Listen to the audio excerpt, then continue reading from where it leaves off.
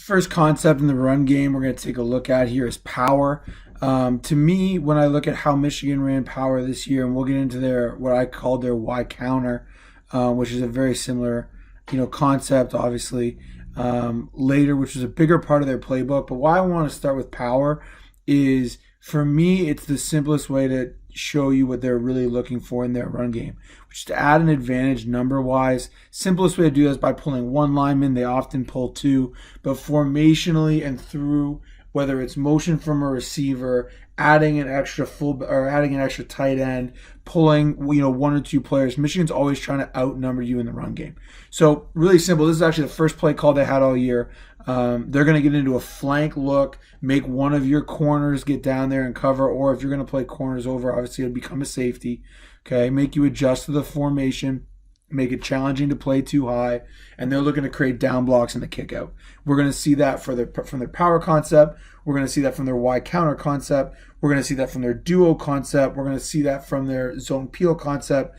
This is a really downhill run game, and they're very consistently looking to create multiple down blocks and then kick somebody out and find that seam. So here it's drawn up with, and they will arc as well, and we'll show some of those variations. But this is definitely the more predominant way for them to run any sort of gap scheme, where they're going to try and down everybody, kick out the widest player, and get in the gap. So here they're just pulling the guard for the first player outside the Y. The Y and the H are both going to block down, taking that kind of C gap, and then that first linebacker that they find on the other side of that double team, the tackle and the guard to the play side are blocking back for the second linebacker.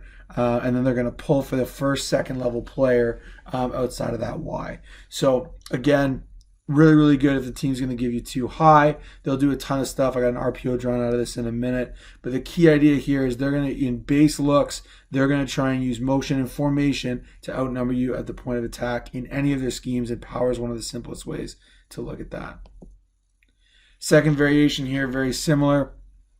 Okay, again, in this particular variation, they used an X receiver, motioned them across to get into that same look. The X was just kicking out the corner. And then what I found interesting here, and why I included this one, is, again, pretty commonly that Y is going to block down. So some teams will lock the Y on the end when they're running power. Michigan will sometimes they'll arc, they'll outside release them. Other times they'll block down. And here, this variation, they're blocking down. Everything's the same on the inside of it. Again, just a subtle change with the motion. Again, back to that same first look we had. They'll also RPO on the back side of it. And we'll get into some constraint plays they use to help protect power as well. Okay, but they'll RPO on the back side of it, whether it's kind of double glance or double slant, whether it's glance with a bubble from number two. They'll kind of force you to play 3-on-2 over there to that RPO read side, and then look for that down and kick out here into the boundary. They'll also do it out of more traditional looking two back sets. So here we got a nub tight end. They actually went taco here, just tackle over. So most of the time when Michigan goes unbalanced, they'll actually do it where they'll cover the tight end and leave the tackle backside. Here they actually flip that offensive tackle over into the boundary and had the H-back play the backside tackle. But again, you see that offensive lineman blocking down, trying to create a wall.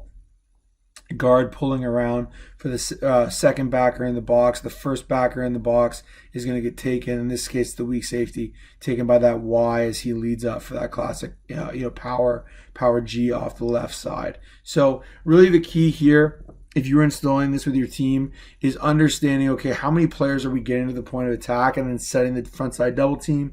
Here we got to look and say, okay, we're not only going to get the power.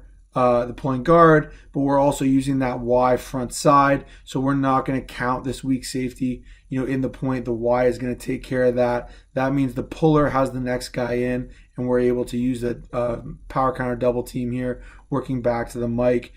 Down blocks really, really key again in this offense. This last version, and again, this is one of the things I think Michigan did a great job of here. Tight bunch look. Whenever you're thinking of bunch, you're often thinking of, maybe one tight end, maybe, it's a three receivers in the bunch. Michigan will do that a ton. Here they get, and this is against an odd look. a tight front look. Here they get the H and the Y in the game, so it's pretty heavy personnel in the bunch. And again, they're looking to create those down blocks. So here, because the jack backer played outside of the H kicked them out. And again, we talk about trying to get an extra blocker to the party. Okay, so not only do we have our traditional kick out here, the Y is going to crack back down on the mic, and then that X is going to insert again. If they can make the corner tackle, they're going to do it as much as they can. So you get kind of a push crack insert here. Very, very similar look. They'll run duo with a similar action. We'll get to that in the later part of the course. But here again, really trying to overload this side, and they could run the glance off this if they wanted to. Didn't have a clip of it, but it's definitely possible. One thing I'd look at if I was a high school coach running this stuff. Again, the thing I like about it is you have bodies on the front side of this. So if you can win your one-on-ones, we're going to get this thing kicked out to the corner, and have an answer here for the weak safety who tries to insert. Really, really challenging stuff defensively when you add that many bodies, particularly out of the bunch, with some of the concerns you can have for the pass game out of bunch.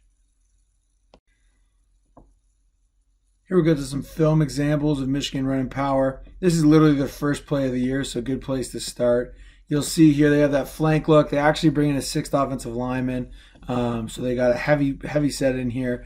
It's technically 12 personnel, but they have that second tight end's a heavy offensive lineman. So again, and we're not necessarily looking for results on all of these. It's more so the process.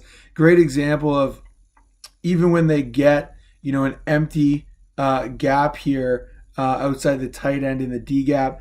This tight end's often blocking down. Okay, you'll see them be that edge of the wall. Okay, and here you get a really clear picture. One coaching point, critical.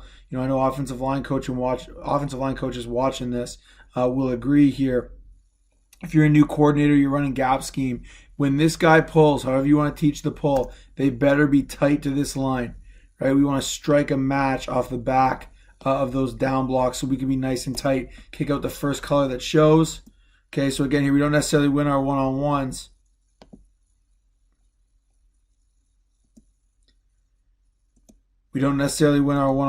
But we see a key look here. If we get this guy kicked out, right, this safety's coming off the roof trying to play too high. We'll take that every single time. That's a good look at it. Take a look from the tight. Again, you get a great view of the down blocks here.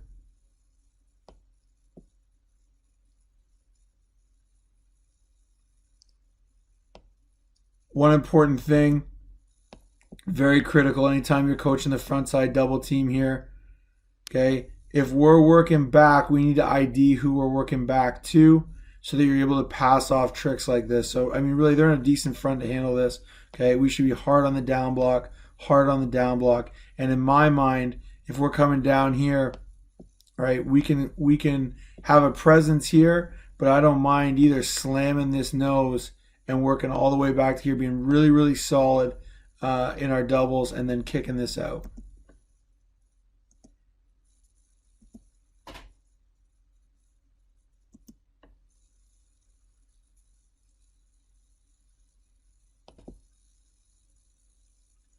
Here we get an even better look at it again, exact same set.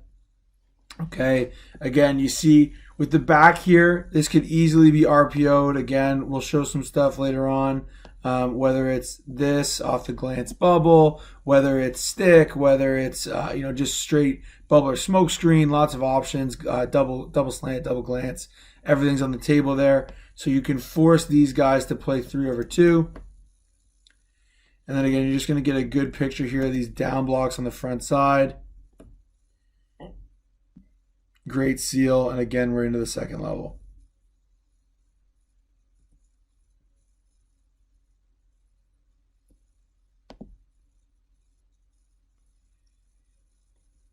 One thing here for the puller. Okay, we want to try and take this on same foot, same shoulder, so we're strong. We get a body on a body. Again, that's the presence you want on those down blocks. Right, we have a wall built here. We're going to kick this defender out. He's got a no-win situation. If he wrong arms, there's nobody left. Ball can spill out. Again, I think Michigan does a great job on these down blocks of often trying to add bodies off of that. So you're drawing in the corner into the run fit. making those guys have to ultimately earn their scholarship and tackle as well. Here we get to the safety. Great job at the second level.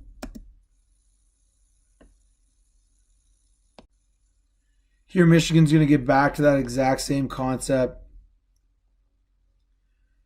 Okay, we'll see here they're starting in a nub formation. They're in trips here, 11 personnel.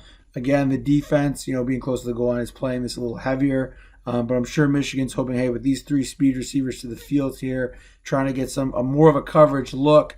Okay, and then they're going to bring this guy across and ultimately use him like they used the tight end on that last play as the kick out, or the Y off the ball as the kick out player.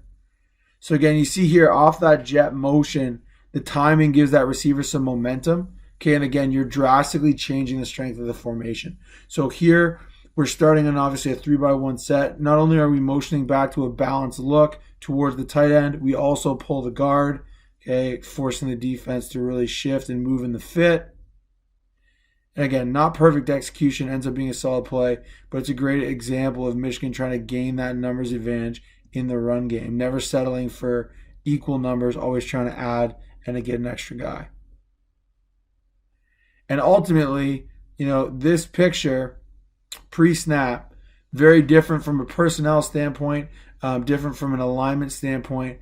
But this is the exact same play when he gets back over here and ends up kicking out the corner, right? They block down and pull around. That's the exact same concept we saw in the first one. 2 receivers to the field, and ultimately all we're getting is power back into the boundary.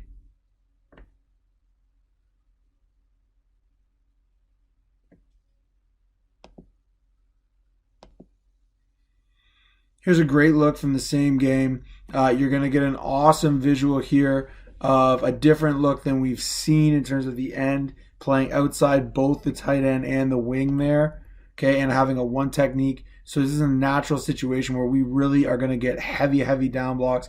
And watch how the back, the end's flying upfield. That's who they end up kicking out here, okay? But watch how the back stays nice and tight to the doubles and gets downhill. It's a key coaching point if you're coaching this play. We want to be tight to the doubles. It gets forced here by that penetration from the defense.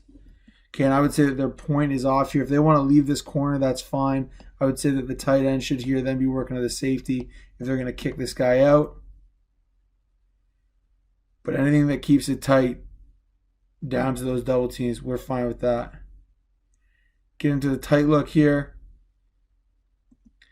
Again, in my opinion, if they're blocking back and they've got some backups in here, they're up at this point.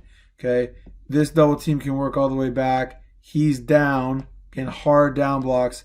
This guy should take the safety if they're going to pull around and live with the corner, or if they want that player to end up on the corner, obviously they're going to have one of these guys block out and break that rule.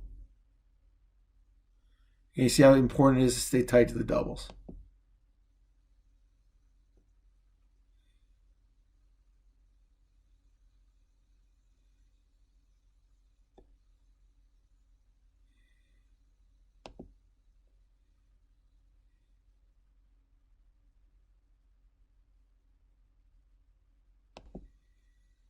Here we get a very similar look to the one we had out of that tight bunch set. Again, we have 2 tight end bodies there in the bunch.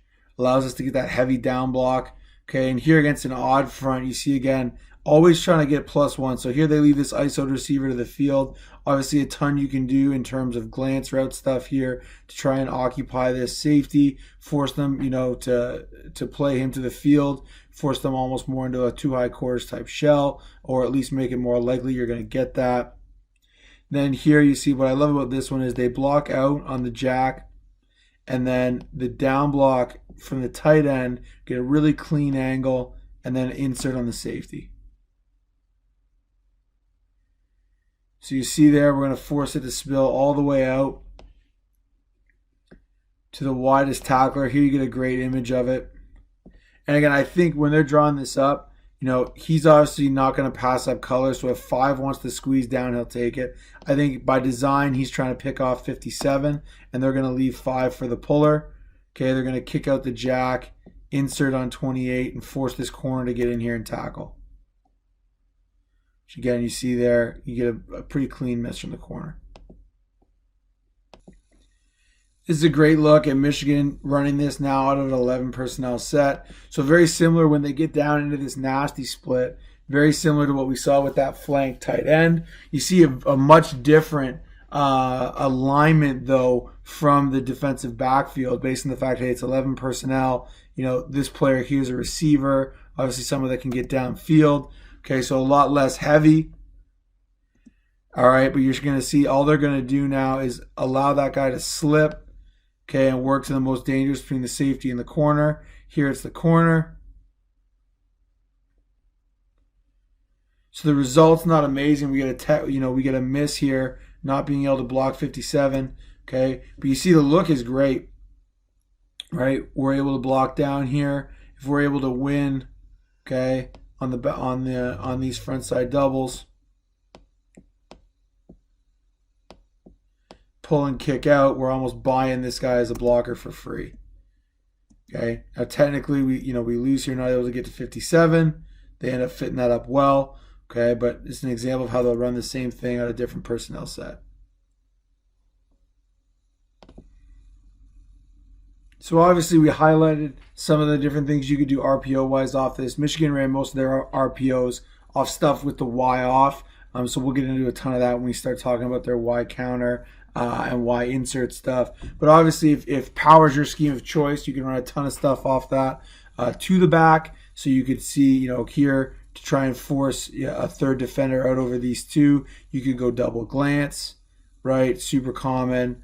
You could go with a bubble and a glance. All would be options. And read this overhang defender who's in the box here. Michigan ran a couple times.